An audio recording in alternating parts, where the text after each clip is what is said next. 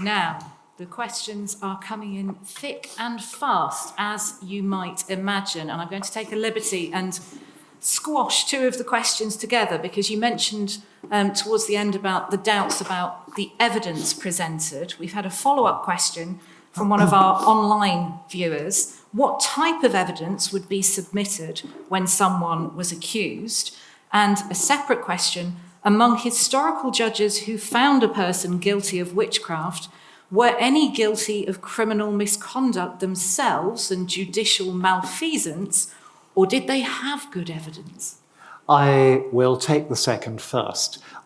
We now today would not say they had good evidence, but nor were these bad judges. The witch-hunting judges were often among the most pious, energetic, well-intentioned of the judicial leaders of their communities, genuinely trying to help ordinary people by eliminating a terrifying danger to them.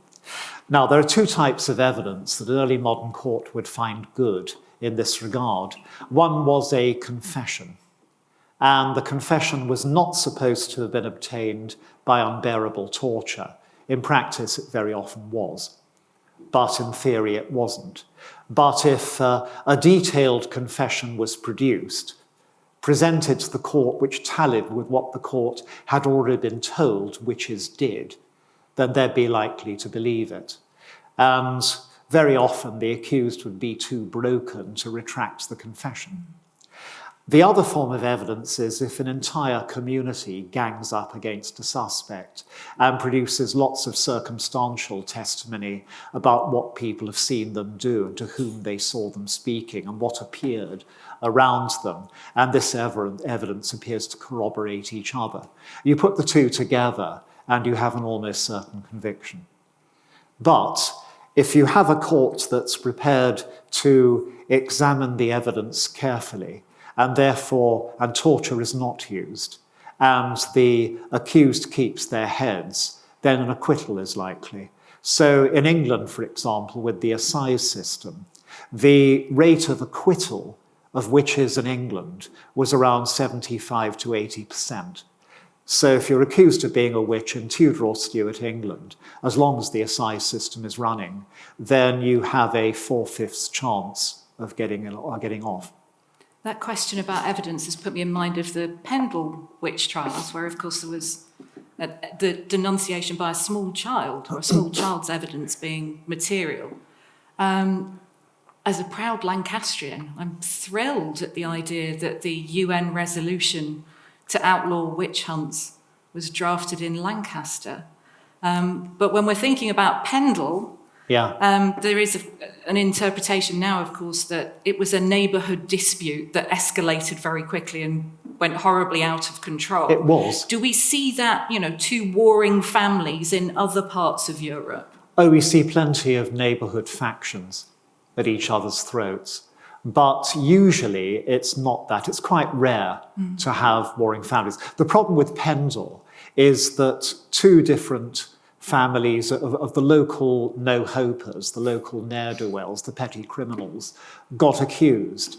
And instead of both denying it and holding firm, in which case they'd have lived, they accused each other because they hated each other. They're in competition for survival.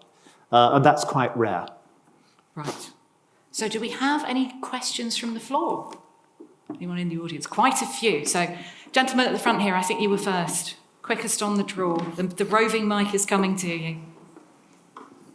Thank you very much. Excellent again. The end of witchcraft and witch hunts and things, surely that's a lot to do with the scientific revolution and the Enlightenment and so forth. So you no longer need these supernatural explanations for things because you've got scientific evidence and medical cures and so forth. But you didn't really seem to mention that very much. No, in the end of witchcraft. Because we've utterly rejected that explanation. There's been a large amount of research into the top scientists of the 17th century, and most of them were avid witch hunters. They saw no clash whatsoever between understanding the laws of physics and chemistry and hating the devil and trying to destroy his works. So there is actually no correlation between the appearance of modern science. Robert Hooke up there on the wall, one of our Gresham people was somebody who urged on witch hunts. It just doesn't fit together. It's a problem of evidence and theology that takes down the witch trials, not science. Science could be accommodated to them. In many ways, science struggled to catch up. For example, until the 17th century, it was generally believed that epilepsy was caused by demonic possession or by divine anger. In the 17th century, the British stopped believing that epilepsy is caused by demons or divine command. They had no idea what did cause it, and in fact, we're still not absolutely sure. But no one wanted to believe it was devils anymore. It's the lady in the row just before the aisle there. Oh, hi, thank you. That was so interesting. I just wanted to follow on from the comments towards the end about Pendle and things like that, because I'm from Essex, and so we were raised on Matthew Hopkins, the Witchfinder General. So I just wondered, what was special about Essex? Okay, what's special about Essex is that I grew up there, so I'm implicated, is that it has an exceptional body of magistrates in charge of it in the Elizabethan and the early Stuart period. They are all radical Protestants, and they are combining together, as magistrates rarely do in this period, county-wide, to hunt down the problems in their society. So they're out to relieve the poor, stop boozy, sexy village revels, traditional parties, close down pubs, annihilate Catholicism, and get rid of witchcraft. It's a package, it's an agenda, and they cooperate to do it, and that's why they generate so many witch trials. But Matthew Hopkins is exponentially different. Even having a body of born-again witch hunters in charge of the county still doesn't stop an 80% acquittal rate, even in Essex. But that happens only as long as the assize system is still there. Then along comes the English Civil War, and it shatters because the Civil War stops the judges going out. So a vacuum is created. And into this steps a nobody from the Essex coast, a very, very minor relation of a minor gentry family called Matthew Hopkins, who's been reading continental European witch hunting manuals, is dying of tuberculosis, and wants, before he dies, to ensure his ticket to heaven by eliminating the witches of the region, not just the county. So he forms a party of vigilantes, and they then head out across the whole of East Anglia, inviting the local villagers to hand over their suspects. Matthew Hopkins' team then tortures them into confession, and the confessions are sent to a specially convened tribunal, which then sentences them to death, a local tribunal. And over 100 people die in 3 months, which is a witch hunt on the continental scale. It shows what the English could do when they weren't restrained by the assize system. But within a few months, the war is winding down. The normal judicial system is reintroduced, and Hopkins is booted out and dies.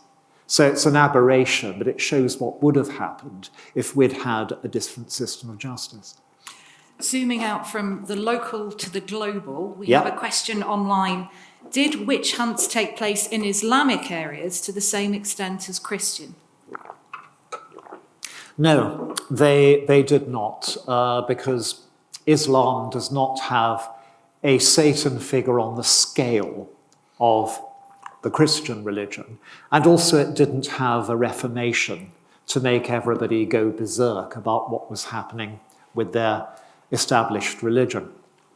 This isn't just Islam. The vast area of Eastern Europe controlled by Orthodox Christianity, Russia, Greece, and much of the Balkans, doesn't have witch hunting either. They have trials for bad magic, but they're pretty few and produce few executions, just like the earlier medieval model. So Islam plus Orthodox Europe, which is a very big area, do not go into the witch trials that rend Western Christianity. Do we have any more questions from the in-person audience? Your hand shot up there, in the third row back.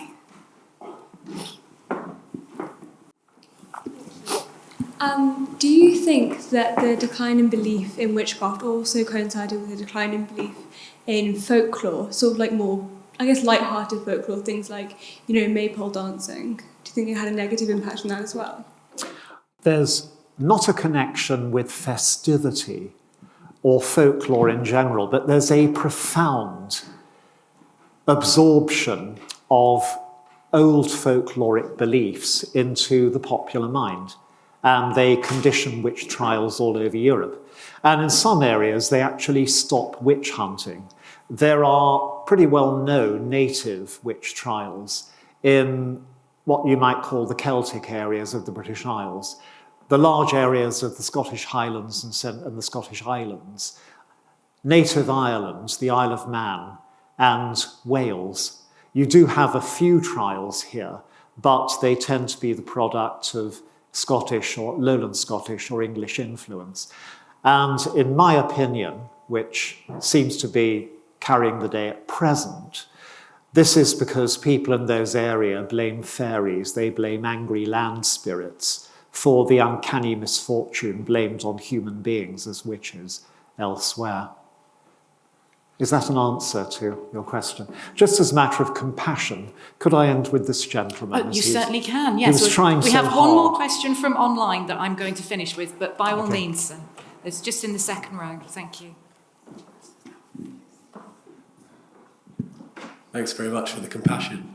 I'm just wondering, in modern day cases, is there the same sort of gender breakdown? Is it like typically women, or is it mixed? The answer is there's a mixture, just as there was in Europe. Across the world, there are societies that believe that witches are stereotypically female. Others think they're stereotypically male. Some think they're stereotypically rich. Some think they're stereotypically poor. Some think they're stereotypically children. Some think they're stereotypically teenagers. Some think they're stereotypically elderly. All these are variables. But the idea that there are people inside a community who are working evil magic in a tradition of evil magic and must be stopped by force is very prevalent. With apologies to everybody online who has asked their questions that we won't get around to because there have been a large number, there is one comment in question that I think speaks for us all. Really enjoyed the lectures. Will there be more talks from Ronald Hutton in future? Here is your opportunity for some pre-promotion. I hate self-promotion, but Gresham have persuaded me to do 2 more seasons. The one next academic year will be on modern paganism, its origins, its nature, druids, witches, shamans. And there'll be an extra one a year after that on dodgy deities, problematic, interesting, weird, ancient goddesses and gods, like Dionysus, Mithras, Bridget the Morrigan in Ireland, Hecate, the darker and the more enigmatic side of ancient divinity. Fantastic. Looking forward to it. And with that, I'm afraid we have run out of time. So thank you very much indeed, Ronald Hutton.